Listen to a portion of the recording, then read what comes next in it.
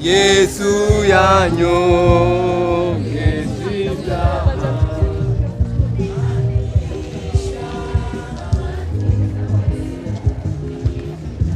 ririmbe indirimbo y'amajana 286 mu Kirundi.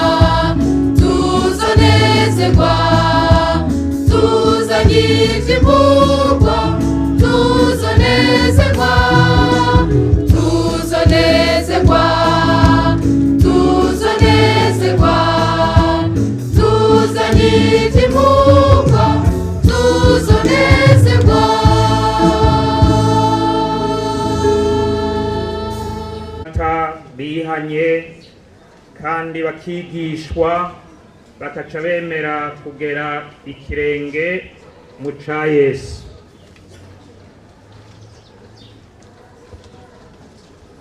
Rero numunezero mwinshi kuguyu munago mushasha w'ishengero kuko ishengero ryongerekanye. Yesu ashimwe. Hanyuma rero reka dusome amajambo y'Imana imbere yo gukora iki gikorwa. Hariya duhereye mu vyakozwe n'intumwa, mu gitabo cy'ivyakozwe n'intumwa igice ca 22 umurongo wa 16. Ivyakozwe n'intumwa igice 22 umurongo wa 16 havuga ngo none ikigutevya niki, va hasi ubatizwe wiyuhagire ibyaha byawe wambaze izina ryiwe. Yesu ashimwe. None ikigutevya ni giki, va hasi ubatizwe wiyuhagire ibyaha byawe wambaze izina ryiwe. Aha umukozi w'Imana yariko arabivuga Ananiya barira Sawuli icyo gihe yari atumwe kuri Sawuli igihe yari yahuye na Yesu. Hanyuma rero aho yari ari aratumwa kugira ngo aje kubonana n'uyu Sawuli. Hanyuma rero amubarira ijambo ry'Imana, kuko Sawuli yari yahuye na Yesu, kandi yari yahuye na Yesu yabanje kumugwanya, yabanje kumuhakana, ahakana ibyiwe. Hanyuma rero aca aratumwa. Amaze gutumwa rero agenda ashikiwe, asanga ahari, aho yari yahumye no guhuma, aho yari mu bibazo bikomeye. Ashishikara rero kumubarira ijambo ry'Imana, baraganira, kandi yari yabanje kugira ubwoba. Hanyuma rero aca aramubaririra ijambo ati, none niki kigutevya, nigiki cyo gutevya kugira ngo ubatirizwe? Aca amarira ati, va hasi ubatizwe, wiyuhagira ibyaha byawe, wambaze izina ryiwe. Turabona ijambo rya mbere yamubariye igihe yaramuhagije ikibazo, yaciye amuha inyishu, aramubarira ati, va hasi, kuko hariho ibyari kumutevya. Ibyari kumutevya kwari ukwizera, kutizera Yesu. Iyo umuntu ataragera ahantu yizera Yesu nk'umukiza wiwe n'umwami wiwe, biramugora, arateba kubatirizwa. Iyo umuntu ataremera ko afise icaha, ngo amenye ko afise icaha mu mutima wiwe, ntiyemera icaha, ntiyemera intege nke, uyo arateba kubatirizwa. Byanse ko yihana, byamwe akaba umuja waryo, uyo arateba kubatirizwa. Hari ibintu rero byinshi bishobora gutuma umuntu ateba kubatirizwa. Hari n'ibindi bituma umuntu ateba kubatirizwa. Niki? Nukuba umunyedini, kubohwa n'idini, canke yahuye n'inyigisho zitarizo, zitajanye n'ubutumwa bubohora. Kuko ubutumwa bubohora bw'ukuri n'ubutumwa bubarira umuntu kwihana, kandi mu kwihana barabizi, no mu kuvyishura baravyishura neza. Mu kwihana rero ubanza ukababazwa n'icaha wakoze, kuko urazi yuko umunyabyaha atamahoro agira. Hanyuma rero akamenya ati, ndakwiye kubivamwo. Akaca agira ati, mbega none ninde ashobora kumpiza? Ninde yomparira ibi? Sawuli ubu nta kintu ahakana ibya Yesu, kandi aho yabihakana, aho yahakana Yesu, aho yarwanya abantu b'Imana, yari umunyedini, yari yarize ibyagezwe. Aca abona rero ati, nta kintu na kimwe cyo kuza kubatirizwa. Aca avuga ati, none niki kigutevya kubatirizwa? Igutevya kubatirizwa niki? Kuko yari yamaze kubona yuko yamaramaje gukurikira umwami Yesu. Aba rero bagira babatirizwe nuko bemeye bagafata ingingo yo gukurikira umwami Yesu. Iza bimusubiza hasi, akagiyambura, akaca haguruka, akaca ava hasi. Hanyuma rero ubatizwe. Ijambo rero hariho rero kuva hasi, hanyuma rero kubatirizwa.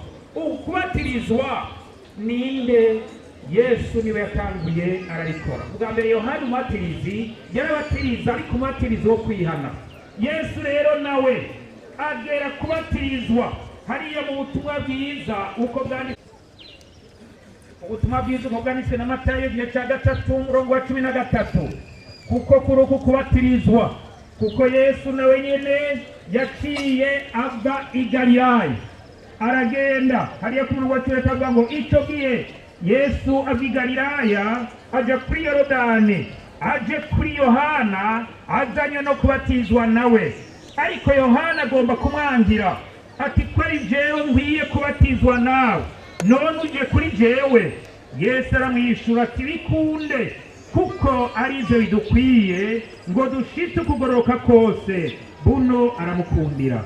Yesu amaze kubatizwa acava mu mazi, maze ijuru riruguruka, abonamo no kugera ikirenge mu ca Yesu, kuko nawe yarabatije. kandi ngo ubushikije ukugororoka. Gwe kuba ba Kristo mwambaye Kristo. Ntihashobora kuba umuyuda cyangwa umugiriki cyangwa ushobora kuba umugurano cyangwa ntihashobora kuba umugurano cyangwa uwidegembya. Ntihashobora kuba umugabo cyangwa umugore, kuko mwese muri umwe muri Kristo Yesu. Kuko muri aba Kristo, muri urubyaro rwa Aburahamu, murabaragwa ko baraganwa na Kristo.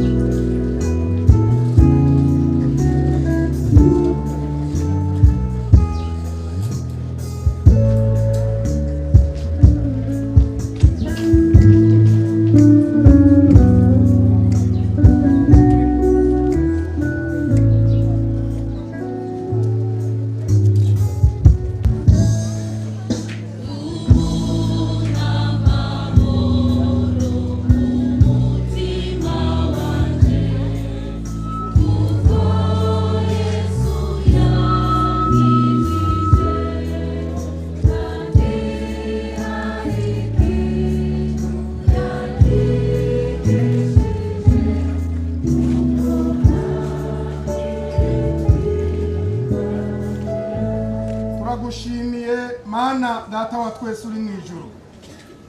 Turagushimiye kino gikorwa ciza wakoze. Turagushimiye aba bantu wahamagaye, aba bantu wagobotoye ukabakura mu bubasha bw'umwasi. Turagushimiye uyu muhamagaro witavye. Turagushimiye ibirenge bigerebece muri aya mazi Mana. Mu izina rya Yesu Kristo turasenze ngo ububasha bw'Imana bubane natwe hano. Turasengeye amazi duhagazemwo, mu izina rya Yesu Kristo ibintu bihinduke tugisenga Imana. Turasabye ngo ubwiza bw'Imana butwikire kino kibanza.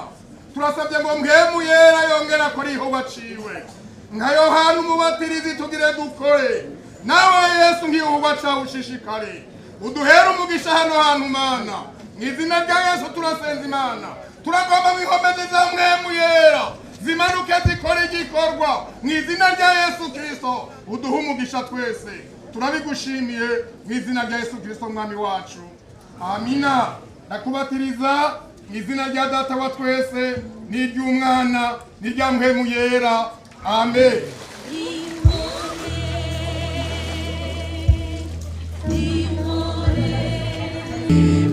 Ndakubatiriza mu izina rya Data wa twese n'iry'Umwana n'irya mpwemu yera, amen.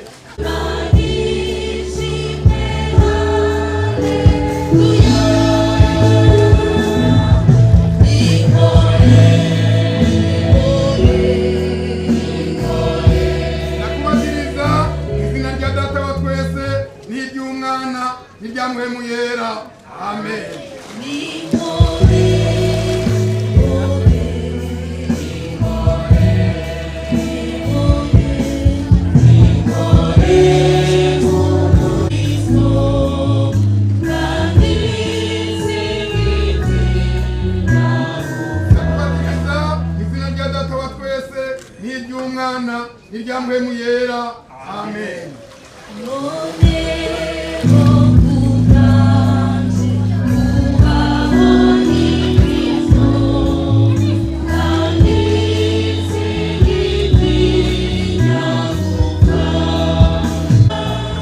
Izina rya Data wa twese n'iry'Umwana n'irya mpwemu yera, amen. Ndakubatiriza mu izina rya Data wa twese n'iry'Umwana n'irya mpwemu yera, amen.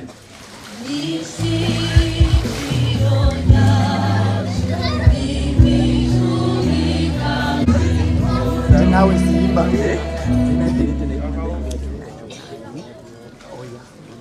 ndakubatiriza mu izina rya Data wa twese n'iry'Umwana n'irya mpwemu yera, amen. kubatiriza mu izina rya data wa twese n'iry'umwana n'irya muhemu yera amen.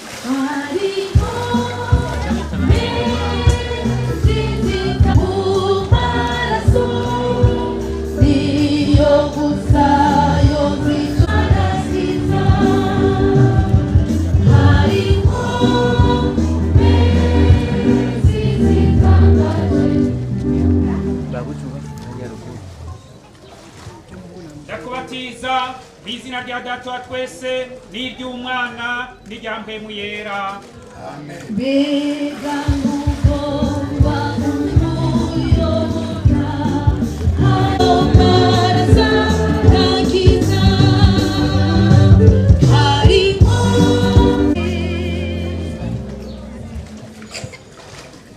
Nakubatiriza mu izina rya data wa twese n'iry'umwana n'irya mpemu yera amen.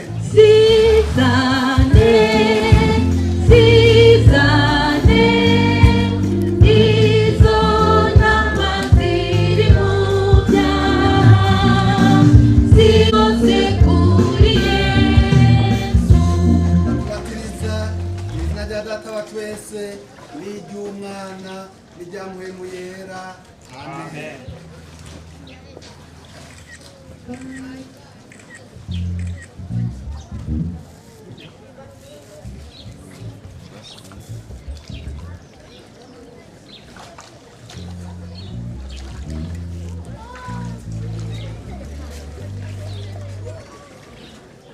Twagushimiye Mana data wa twese ko wakunze abari mu isi ukabarungikira umwana wawe w'ikinege ngo umwizera wese ntapfe rubi. Aba bashinze intahe ko bizeye izina rya Yesu Kristo kandi barihanye mwami barakiriye ubutumwa bwiza barigishijwe kandi mwami bemera ukuri kose kw'ijambo ryawe aricyo gituma mwami bahisemo iyi nzira y'agakiza none mwami kuri iyi nawe bashinze urabakomeza urabashinga neza mu gakiza urabashinga mu ijambo ryawe urabakuramiriza urugendo mana bazoshike mu ijuru hanyuma bashinga intahe nziza mu kubaho kwabo bazoba icitegererezo bazokurikirwe n'abandi benshi mana bazokwizera bagaca muri iyi nzira ko ari nziza ariyo Yesu waje werekana ariyo Yohana umubatizi yaje yerekana inzira yo kwihana abantu bakizera bakabatizwa hanyuma bagaharurwa mu bana b'Imana bakaba bo mu bwami bw'Imana rero ubwami bw'Imana bwaraje bube mu mitima yabo bushishikare kwaguka n'abatarabwinjiramwo bakiri mu bubasha bw'umwijima baze bimukire muri ubu bwami bw'umwana w'Imana ubwami bw'umuco bw'amahoro ubwami mwami bwo kugororoka urakoze kubyumva urakoze kubikoze ndabisabye mu izina rya Yesu Kristo amen.